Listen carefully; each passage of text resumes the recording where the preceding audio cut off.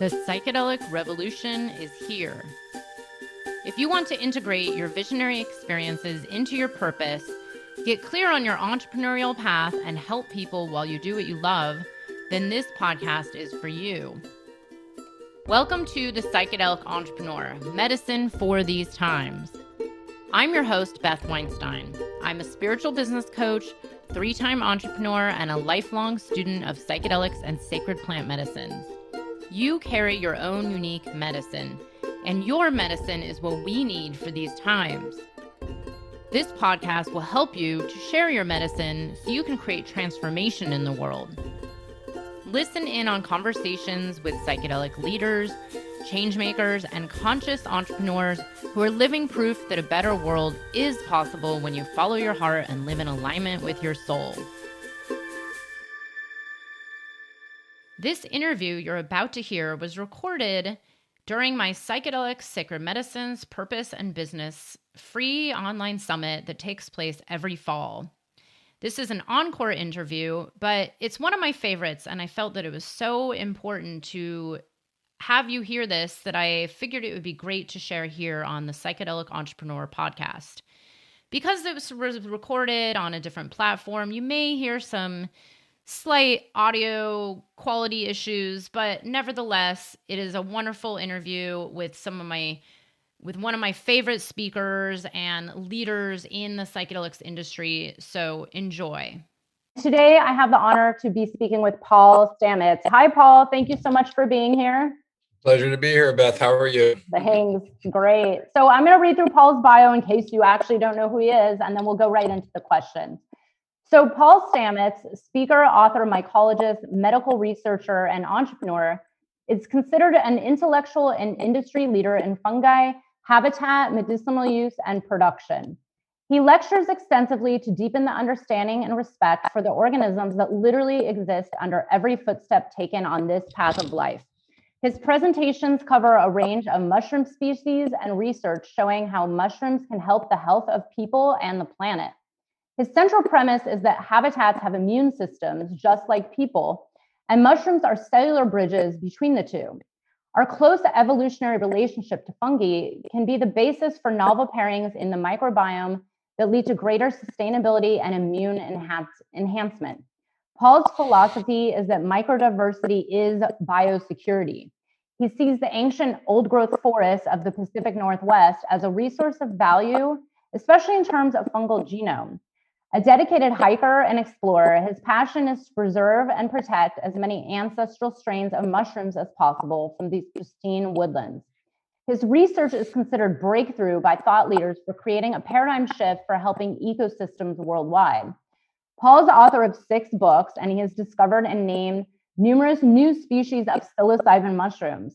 He has received numerous awards, including Invention Ambassador for the American Association for the Advancement of Science, and the National Mycologist Award from the North American Mycological Association. Paul's extensive work in the field of mycology earned him an official induction into the Explorers Club this year. Congrats, Paul. And Paul funds research to save rare strains of mushrooms that dwell within the old-growth forest. He is a collaborator with numerous scientific organizations and research institutes. And currently, he's testing extracts of these rare strains at the National Institutes of Health and with Washington State University and the U.S. Department of Agriculture against a wide panel of viruses pathogenic to humans, animals, and bees. We are now fully engaged in the 6th major extinction on planet Earth. Our biosphere is quickly changing, eroding the life support systems that have allowed humans to ascend.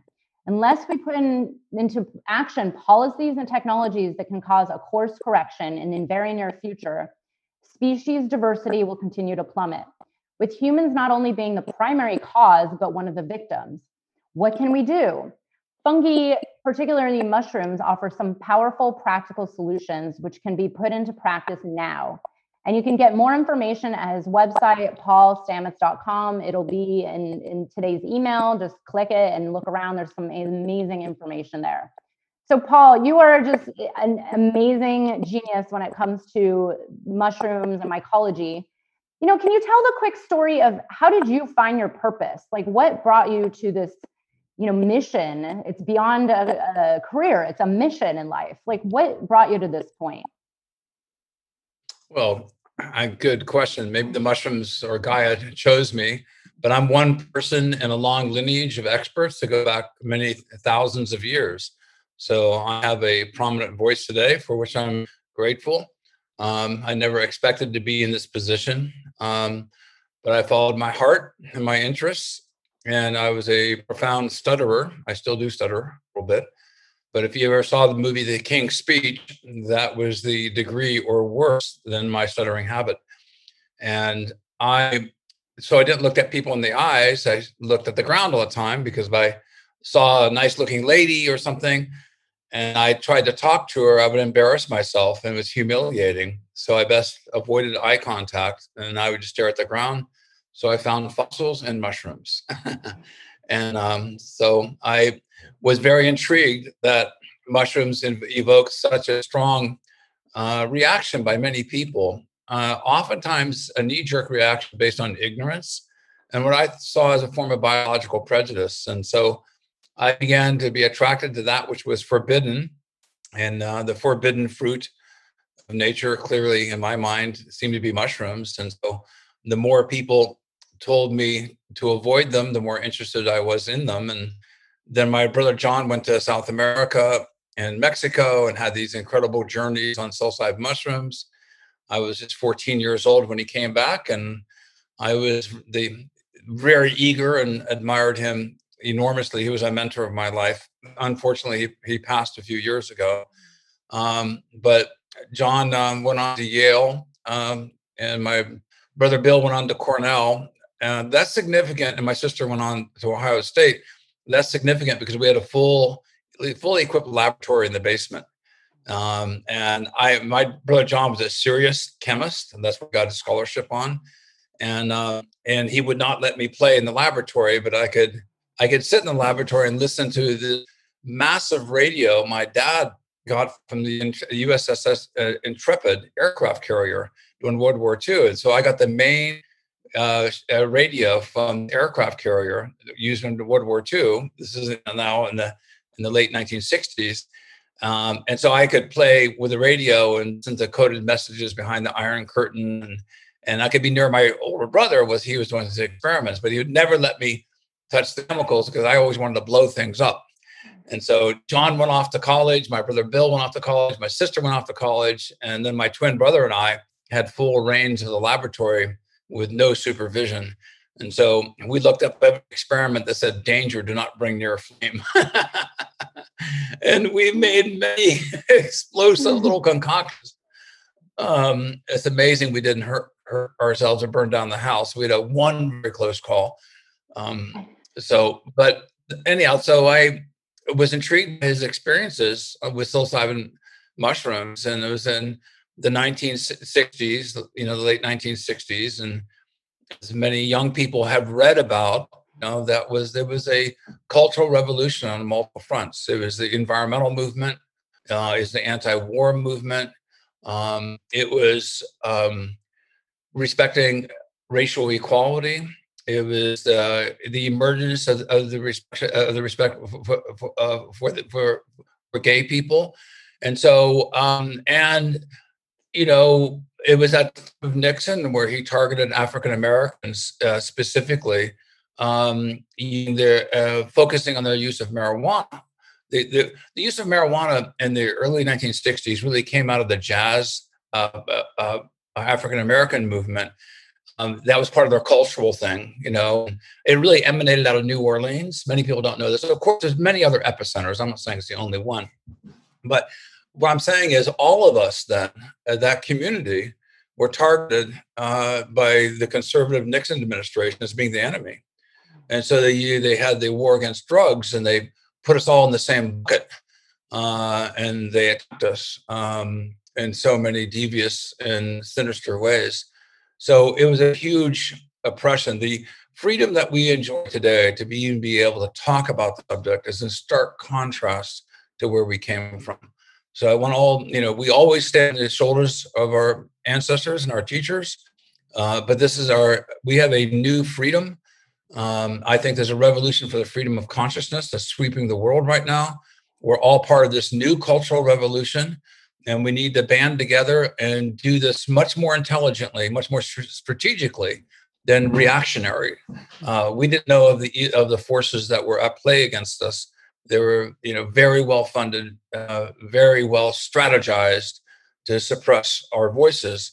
And now I think we're a lot more aware of that, and there's a lot of smart people in academia and otherwise who are holding hands together to make sure we can shepherd this sacred knowledge for the best benefit of the commons. Yeah, beautiful, beautiful. Short history lesson there. No, it's great, actually.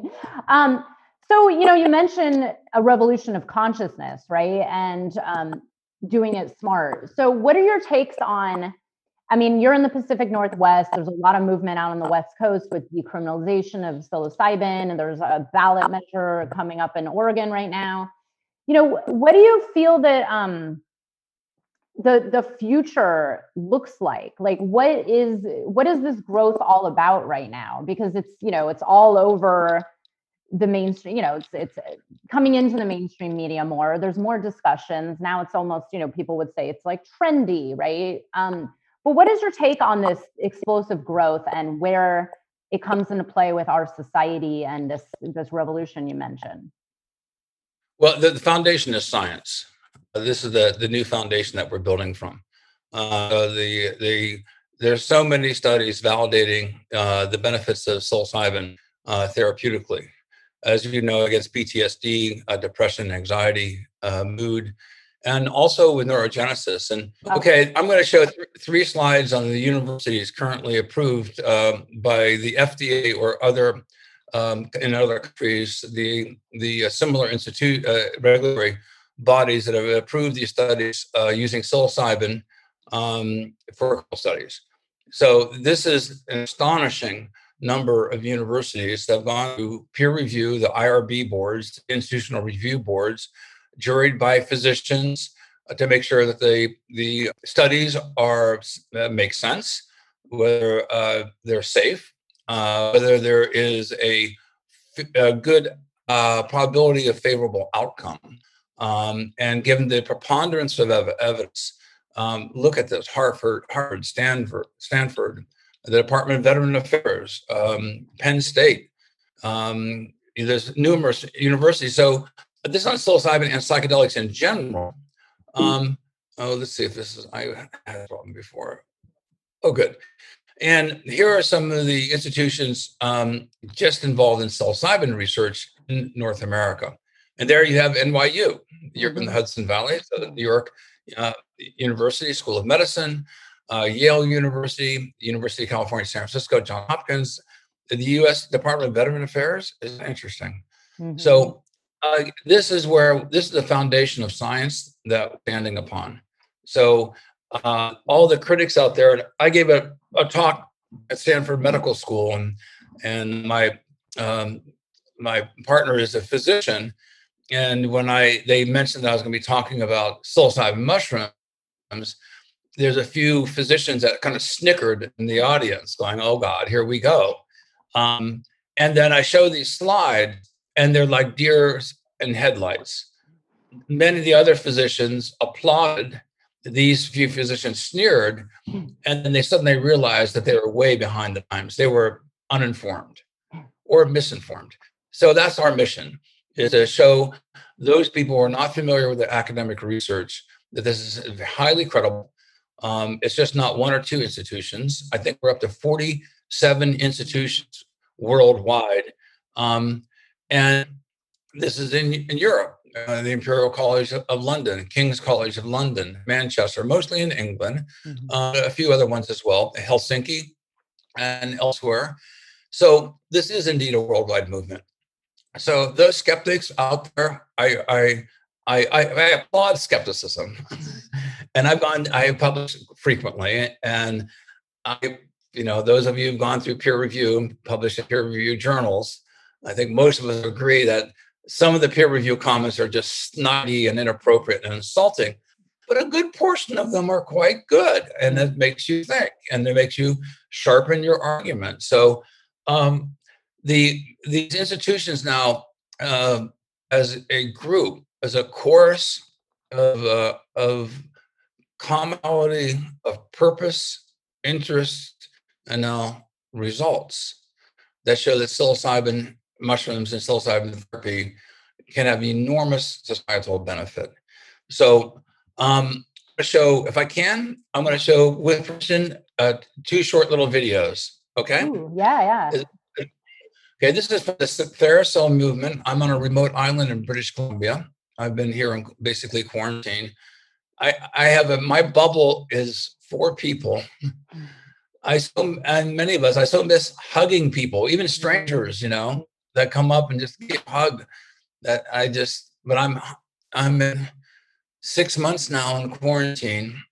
We do a lot of Zoom calls. But I've been supportive of the Theracell movement, which is basically the right of terminal cancer patients and other patients to reconcile the fact that they're dying and what is the meaning of life. And it's really important that we get to choose our exit.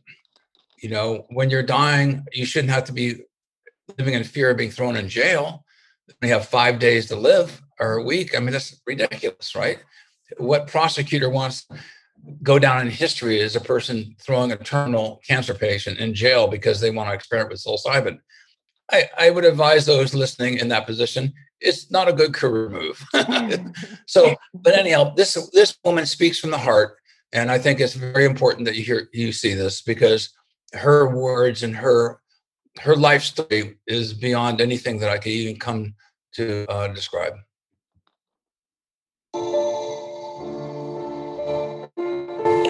It's very difficult to wrap your head around. I'm dying. The chances are that I'm not going to be around in a couple of years. I heard about a network in Vancouver of therapists who are treating patients with psilocybin, patients with anxiety, and who are dealing with life and death issues. And I thought that really sounds interesting to me, and there's no danger. I'm there with 2 other people in the room. And so it's something it's worth trying, because I need to be able to enjoy my life. And all of a sudden, everything was light and beautiful and warm. And I felt just this rush of warmth and love and just peace come over me as the lights came up. I'm so fortunate that I had those connections, that I heard about this network of therapists that are willing to risk their licenses to treat people with this drug that's not legal. And I think it's so wrong that people don't have access to this, because people are in pain and dying, and or PTSD or depression, and which studies show psilocybin helps all of those things. And why are we not allowing people to have this drug, but we allow them to have other drugs that are so harmful? We have given people the right to die. And I think that's great. I don't know if I'll be brave enough to choose that option if the time comes. But it's there for people if they need it. But what about living? What do we do in between that part, in the process of dying? It's a long process sometimes. So how are we going to help people through it? Do we want people to be living with the anxiety and fear? Or do we want to provide them a way to be able to deal with things that need to be dealt with in their life that are painful and hard, but also to be able to experience the love and joy and peace that that this is provided to me and to other people that I've talked to. This trip actually changed everything for me because now I'm able to live each day just with peace, joy, and love every day, and not have this thing weighing on me. I feel so much healthier and lighter in a way, even though I have this thing inside me that could kill me. But like I said, today I'm not gonna die. I'm good. And that's all any of us have.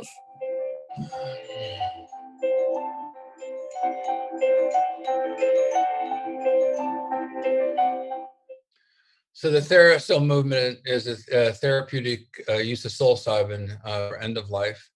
And there's an exemption in the Canadian law for the emergency use of drugs that have not been approved. And the exemptions are being given now, I think, to 5 or more patients. And so the movement here in Canada is frankly ahead of the United States. I would say the United States may be ahead academically, just in sheer numbers of clinical studies. But the government of Canada is looking at this at the federal level, and the United States looking at the state level. So it's really interesting that the Canadian government is more forward viewing on this than currently the United States government at the federal level.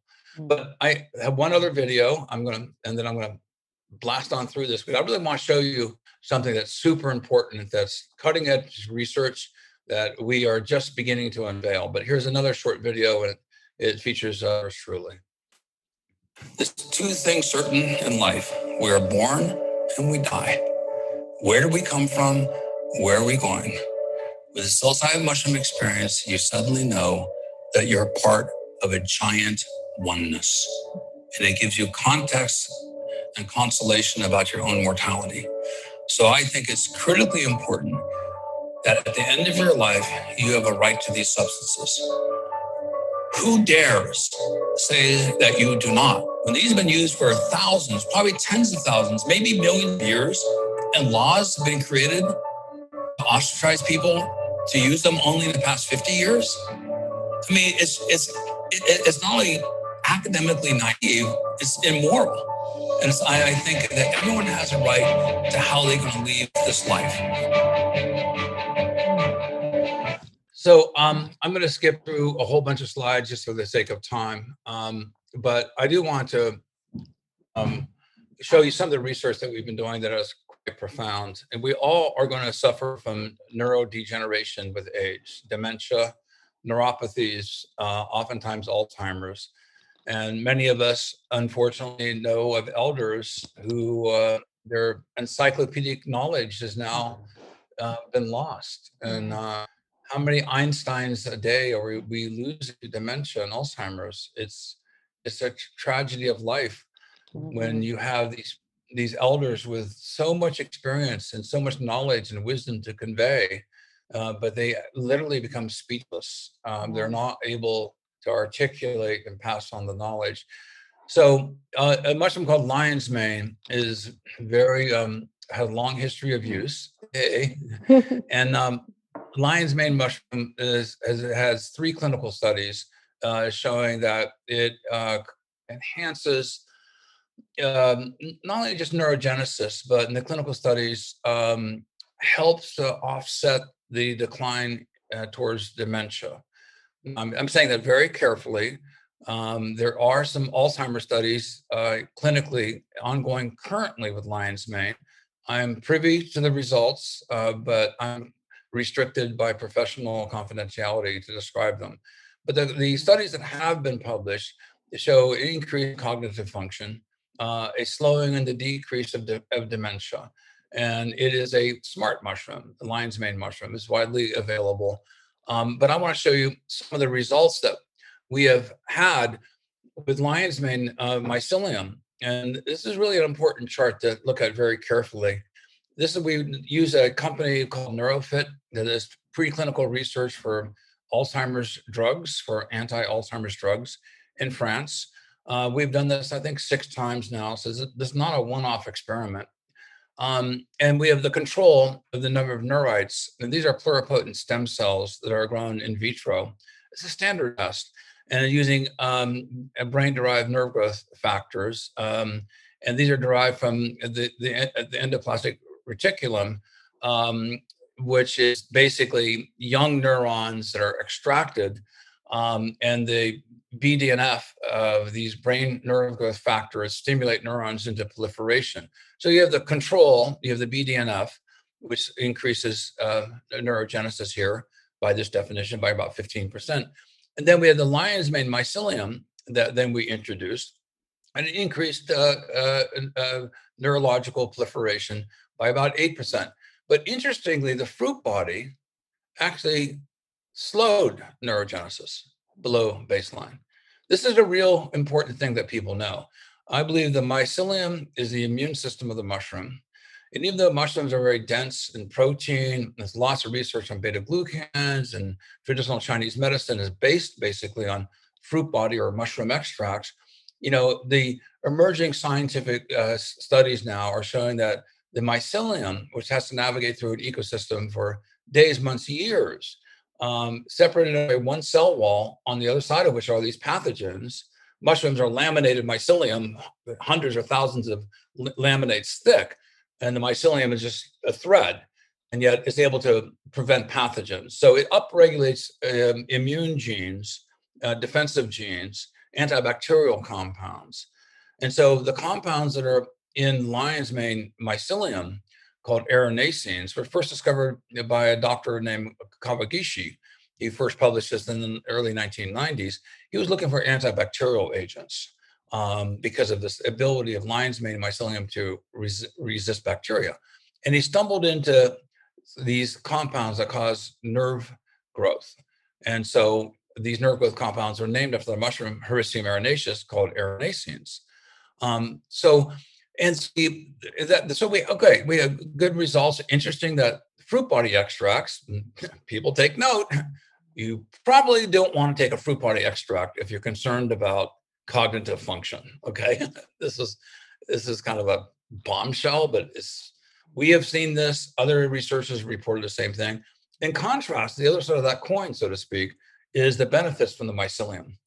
So then we started taking psilocybin analogs. For many years, I was covered by a Drug Enforcement Administration license through the Evergreen State College under my mentor, Dr. Michael Bugh, for whom I will forever give credit for helping me in my career and my life. So we're doing the same thing now.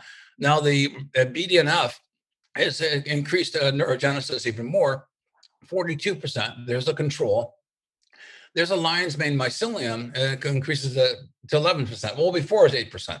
So it's a 3% difference. It's within the margin of error.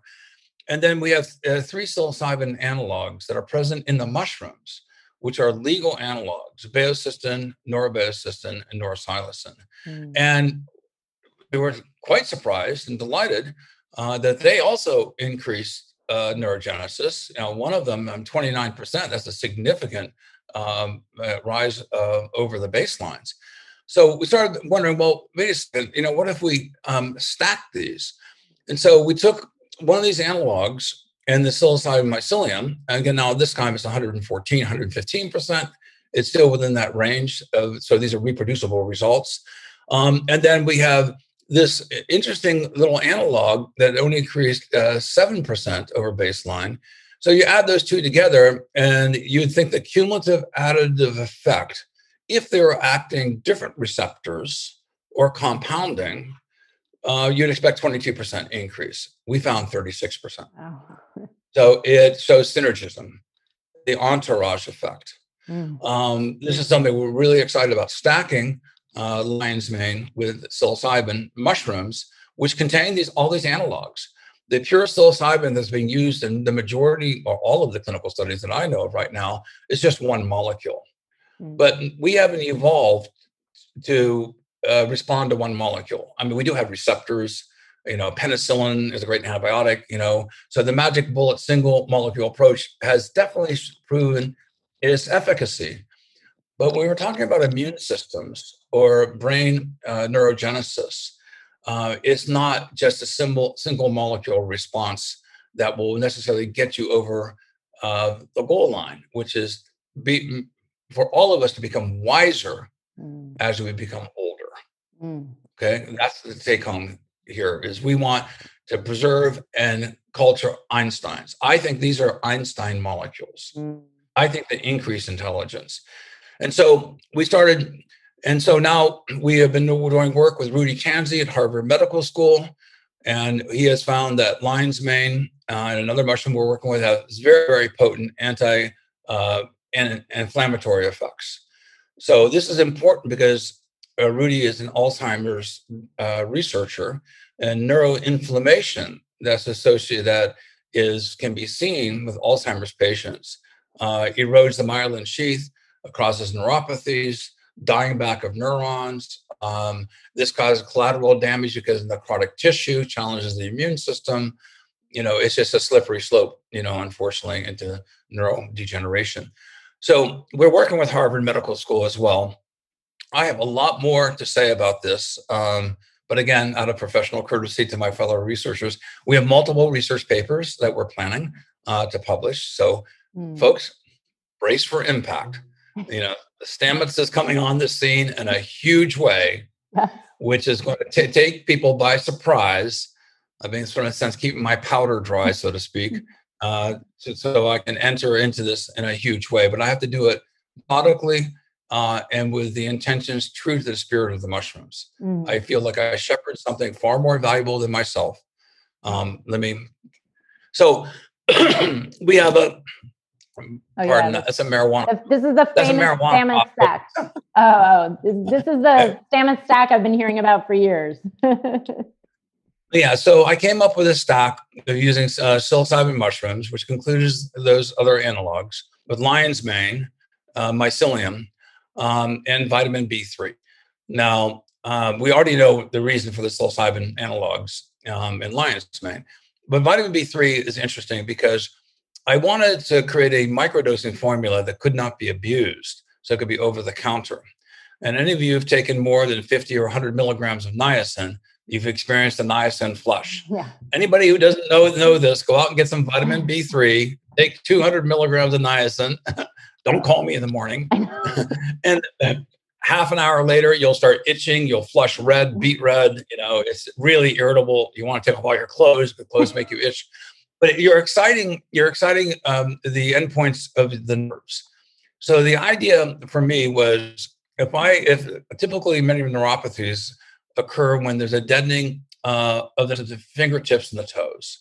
So if the vascular system is still intact, then if you can deliver niacin, which is a natural vasodilator, also has anti-inflammatory properties, then you can carry the neurogenic agents that I'm mentioning here within lion's mane and psilocybin mushrooms to the endpoints of the nervous system, causing neurogenesis. So it is something, it's a formula. Now, I will say that I've had to send 7 cease and desist letters to companies using my name without my permission, without even asking me, without even the courtesy of asking me, just trying to exploit a market niche, blasting my name on their websites, on their bottles. I have 4 examples of my name on bottles. Oh, God. Now, folks will go, well, you're well-known, you're a celebrity, that comes with the territory. No, it doesn't.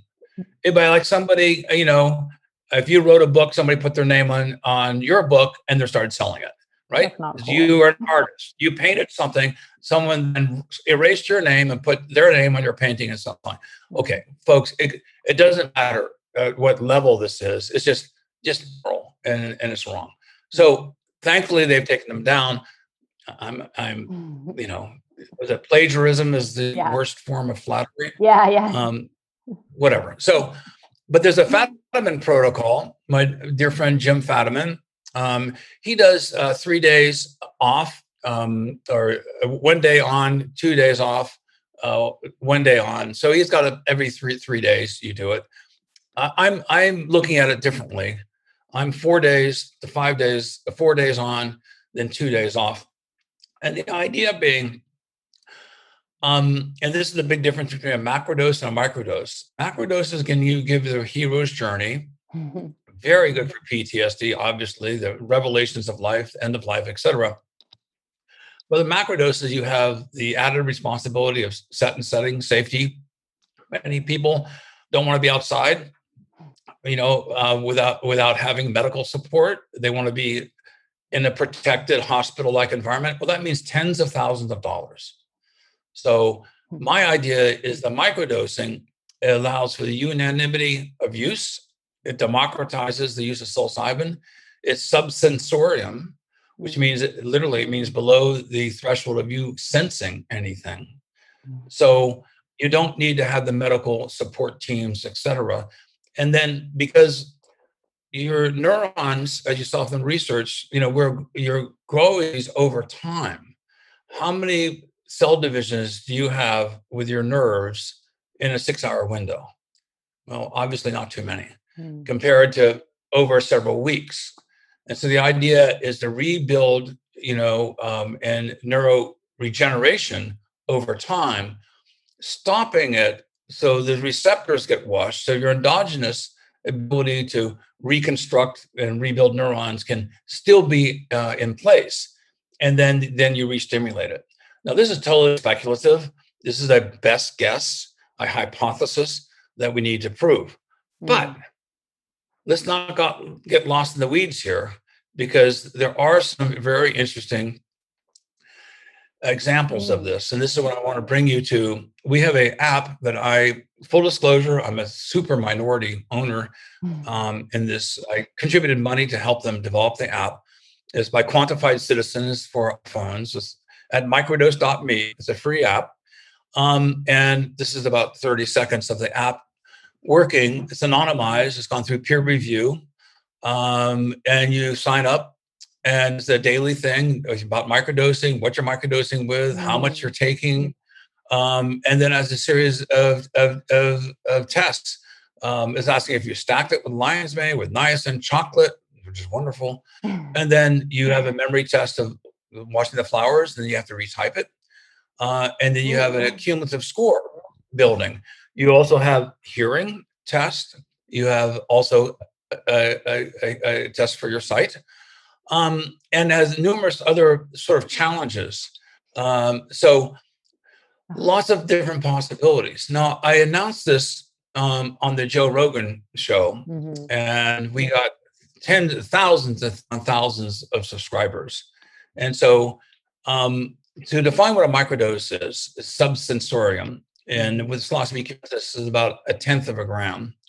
But in the respondents, there's over 12,000 people that participated in this meta study, describing their experiences: low dose, medium dose, high dose. So high dose, above 1/3 of a gram, I get liftoff at 1/3 of a gram. It's not a microdose in my mind. Microdose is the smallest tip of my pinky. I go like this. Folks, use a scale. I had a really good friend who dosed me, and he puddled me twice. I go, you're a doctor. You're a physician. I did that to my Burning Man camp. I macrodosed them by accident. Get a scale. Okay. I mean, I understand the fingertip stuff, but for the sake of science, we kind of want to know the dose. Okay. So anyhow, so this is the number. Most people were in the mid-range, 1/10 of a gram to 1/3 of a gram, 72% of the respondents. Okay. Now you have to understand, this is a large study sample. Okay. 3,486 psilocybin users, 447 LSD users, and other. And we also had people who are not microdosing. So people who are not doing anything, and they're just charting, their mental agility state of mind, for several months. So the window of this is about 3 months. But we're going to talk about the 1 month window because we have that data back. So we have 83 non-microdose users. Now there's a disproportionality of men to women, this may likely be an artifact that more men listen to Joe Rogan than women. I know a lot of women who do, but I mean, it's so that's a little bit of bias there. But look at this: the non-microdoses versus the microdoses on depression. Wow. And look, in 1 month's time, with the non-microdosers, there's almost the dark blue line. There's almost no change in the DAS-21 scale. This is the depression, anxiety, and stress scale. It's a well-known testing scale that psychologists and psychiatrists use. The p-value of significance is hugely significant. For those who don't know about p-values, a p-value of 0.05 gives you 95% confidence the data is strong. 0.01, 99%. 0.001, 99.9% confidence the data is strong. So this is huge. Now we go to mood. Well, the statistical significance on mood is even greater. Wow. So those people who are non-users, their positive mood did not substantially increase. Those who are microdosing, it massively increased. Look at the statistical value of significance on both of these. Extraordinarily high. Amazing. Now, this is not from psilocybin. This is, a well-known company has gone public, and they're trying to market pure psilocybin for treatment-resistant depression, and that's commercial push is, to me, has a lot of problems. It's trying to corral and monopolize the use of psilocybin clinically, but no matter what happens with the legalization of psilocybin, 99.9% of people will be using psilocybin mushrooms, not pure psilocybin. That's a fact of life, folks. Okay, so look at the affordability of psilocybin mushrooms, the widespread use and history of their consumption, and the affordability. Now, in contrast, this is really different. Now, this is also in depression, and this is also with lion's mane. Now, we don't see a tremendous difference right now. There's a marginal difference, but it's not statistically significant in stacking with lion's mane. But all the studies with lion's mane went out several months. And indeed, the newest study on Alzheimer's with lion's mane was 49 weeks. So the window here is on 4 weeks. And so we are tracking this now longer. But again, the data and the science will lead. So we're seeing if there's a compounded effect here. We'll be able to see signal from the noise as the data window becomes longer, because all the studies with lion's mane were beyond 4 weeks in time. So the clinical studies were at 8, 12, and 16 weeks. Actually, in 49 weeks is the latest one. So I think there's 4 studies then that have been published on lion's mane. So I'll skip this very quickly, but what's the advantage of psilocybin mushrooms versus pharmaceutical grade psilocybin? Well, psilocybins are widely available. They're inexpensive, not controlled by pharmas, can be grown at home, long familiarity of cultural use, the entourage effect, which I've mentioned, and there's an appeal of using a natural form. The advantages are pretty obvious.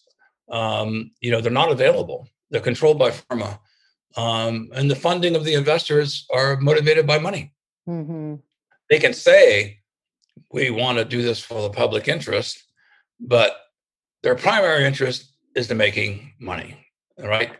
So this is what I've seen a lot. A lot of these investment groups are wrapping their cloak that they want to do this for the commons and for the benefit of humanity and for helping people.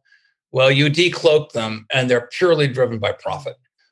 Unfortunately, that's just the way it is, folks. There may be 10% of them out there, or a smaller a margin of them, but the majority of them by far are driven by profit. Well, there are disadvantages with psilocybin mushrooms, variability in psilocybin content. Well, that's an interesting thing, because if you look at our study, despite the variability in psilocybin content, despite the variability in the dose, despite the variability in the responsiveness, the receptivity individually of taking these things, some people feel a strong effect at some same dose, other people feel nothing at all. So despite those confounding variables, we still have statistical significance better than any pharmaceutical medicine approved for psychiatry ever in the history of medicine. Mm. So we are working now, Zach Walsh, my partner, Dr. Pam Crisco, and other researchers associated with the University of British Columbia.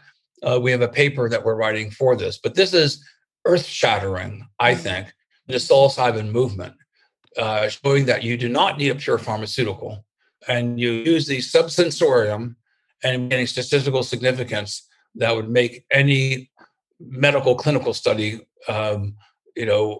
going through peer review is to be an extraordinarily positive outcome. Mm. There is a way through the FDA for getting botanical drugs approved. This is something that we're on the path of. We are applying for a DEA license to be able to develop this. Again, stacking, microdosing with niacin. This is something I'm very passionate about, and I like being a disruptor. Yes. So all the farmers out there, and the nice thing about I enjoy this. I've been a martial artist all my life. I have the Aikido approach, but I like being the David versus Goliath. It's something that I have a knack for, I think, and also I feel a very deep responsibility. So I say this with humor, but truly with sincerity, that it's important that we shepherd this knowledge for the benefit of the spirit of the mushrooms, our ancestors, for First Nations and Indigenous people all over the world and throughout history, whose believe these substances have been subjugated and they've been persecuted because of them. So we need leaders in the field who have a voice for nature and a voice for the mushrooms. So I want to say something else, but I can't say it right now, so I'm sorry. Is it secret or? So anyhow, I see this people medicine versus profit medicine. Yeah. So I think for the people. Yeah. So I think this is truly a revolution for the freedom of consciousness. Whether we ever get approved by the FDA for microdosing, et cetera, there's clear societal benefit. Those of you see my other talks, and we have also microdosing improves depression, and immunity improves with an improved mood.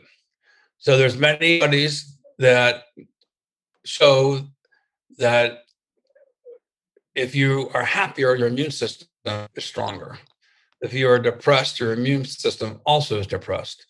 Microdosing could improve your immunological state to be more ready and reactive to pathogens, including viruses. So I have a lead on to this, and we're real exciting now in looking at microdosing with COVID patients, with cancer patients, with people facing end of life.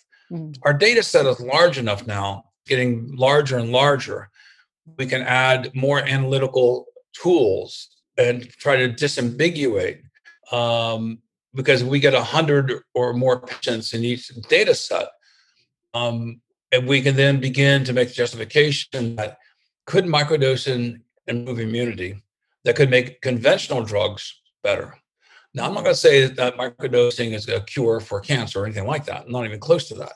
But I will say there's a very excellent research published in The Lancet and many other journals that show that your emotional state of being influences your immunological state of readiness. And if you can improve happier, your immune system is better. And we all know this. I mean, we just intuitively know this. So the idea is that microdosing could be one coefficient variable that could enhance your outcome in a more positive way than not. And so I see life and death as being a formula of coefficient factors strung together, the inconstance of which is health or disease, happiness or depression, and longevity. So I think this is something we should take very seriously. And I think psilocybin mushrooms should be reinvented as a nootropic vitamin. So I have, so go to mushroomreferences.com. It's an unbranded website. Has enormous amounts of information. I've written it mostly for physicians to take them up the learning curve. All the psilocybin studies are on there, all of them that I know of. The lion's mane clinical studies on there. I have numerous research articles, and I have also filed 6 patents in the psilocybin space. Wow. I've done this specifically strategically. It's my invention, it's my knowledge, it's my investment, and there was no one. And I challenge anyone out there to prove me wrong, because I'm in fact based. Has there anyone ever shown that analogs of psilocybin increased neurogenesis prior to our work? I don't think so. We're the first ones on this. And I want to create and succeed in these patents as a defensive position for the benefit of the commons. Yeah. And I ask people to trust me to make the right decisions for the benefit of the most people possible. Because I'm up against what I call Darth Vaders, and we're at the beginning of spore wars. So spore wars are coming, but my shields are up, and I am very, very ready for this. And frankly, it's spore wars attacking me and my work from the pharmaceutical companies will give me millions of dollars in advertising, and it will hurt their brand. So I welcome being challenged academically. I welcome being challenged on a level playing field, but I will not tolerate someone doing things deviously and unethically. I feel like I have to stand up for the people and stand up for the mushrooms, the spirit of the mushrooms, to do the right thing. So I accept that. I want that responsibility, and I want to perform true to those statements. I hope I can do it. I'm going to do everything I can. So, anyhow, that's pretty much it. Great. Oh, thank you so much. So thank you for saying that at the end, because this is actually one of the number one concerns I've heard over the years, where people are concerned about the future of this as business, as what's going to happen. Are we, it's going to legalize, but then it's going to become like any other big pharma. So thank you for your mission and your shield. Well, there's a few people I want to shout out to. And companies. David Bronner, Bronner soap. He's part of the series. He is phenomenal. He's truly heroic. He's on a very front cutting edge. And I'm not saying that 100% of what David always does is going to be something I 100% agree with, but I'd say about 94.68% of what he does, I am blown away, and so happy that he's leading the charge and he's walking talk.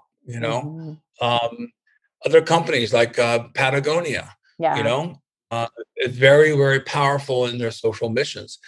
Businesses can be vehicles for good if they're led by people whose primary interest is not making money, but is to fulfill a dream that helps many people as possible beyond themselves. And so I'm excited about this, and we have numerous publications coming out, and this is the tip of the proverbial iceberg. I've hinted at a few things that are huge that I'm aware of right now, and but after my colleagues and I coordinate and publish, then we can have a further discussion. We're so excited. Oh, thank you so much. I just have to say, on a personal note, I don't know if you saw me crying. Both my father and stepfather have passed in the last, 12, 13 years. And my stepfather from Alzheimer's just a year and a half ago. But my father was a terminal cancer patient who died on pharmaceutical drugs, not aware of me or anything around him, because they gave him so much, morphine drip, and then he just died. And it's just really interesting to watch, because I actually feel very strongly about the choice to choose our end of life path as a ritual, like any beautiful ritual of life. And this video you showed just touched me so much, because I do think this is all intertwined. It's about how do we live, how do we choose to die, and this freedom of life, like freedom to choose another way. So thank you so much for this work in this area. It's so important. Well, I it touches all of us. And it touches not only us and our immediate family, but our friends, our neighbors. We are giant communities, and we need to invest in the mental health of our communities to reduce crime, to improve health. And so I think these mushrooms are a catalyst for that. Yeah. This is literally an underground revolution for the freedom of consciousness. Our time has come, and it's international, it's worldwide. This is why this movie, Fantastic Fungi, has done so well. It got turned down at Cannes, it got turned down at Sundance, and yet it's 100% on Rotten Tomatoes. It's the #1 leading documentary, on Apple TV. And Louis Schwarberg, give a shout out to that brother Louis for taking 12 years to produce a film against all odds that has now inspired people, as well as Michael Pollan's book. And then Joe Rogan, and those three, I think, stimuli had a massive influence in helping this movement progress. Yeah. So now we just need to take that. We have to be extremely responsible with what we're doing. So anyone out there that's screwing up, I just recommend you go out there and put your arm around them, kind of crowd them back in, keep them on the rails. We can't go off the rails on this. It's too important. Yeah, no, really quick before you go, what do you suggest people do to get involved or, join in your mission? Because I know a lot of our listeners feel the same way you do and see this as this revolution. What can people do? Well, I mean, this important thing to do is to take children on walks into the woods and showing them the invisible networks beneath their feet of mycelium, and collect mushrooms, and then join a mycological society. That is a great wellspring of knowledge and people and personalities. It's cross-political. I mean, it's amazing. Some of my best friends I would never have associated with if I knew their political beliefs. But having been in the woods with them and finding, pine mushrooms or chanterelles and sharing the joy of that, we built a bridge where I can now talk to them about political differences respectfully. And so what I think mushrooms do, that they're a bridge across cultures and ages, across political divides, that brings out the humanity in people because they have a commonality of the respect for nature. Beautiful. So thank you so much for being here, Paul. We really appreciate you so much. And we'll send your website out to everybody watching, paulstamets.com. Thank you very much for your time. And everybody, this has been it for this series. We're so glad you've been here and enjoyed this. Please share your beauty and love for these mushrooms, for this medicine with your community and those around you. I believe that this is the domino effect we're all here to create. Thank you, Paul. All right. Bless you all. All right. Take care. I hope you enjoyed the episode. If you're feeling inspired, I'd appreciate it if you showed your love with a review. And check out my YouTube channel where you can find the video version of this podcast. You can also head to bethaweinstein.com to learn more about me and grab my free business growth trainings. Remember, you carry your own unique medicine, and your medicine is what we need for these times.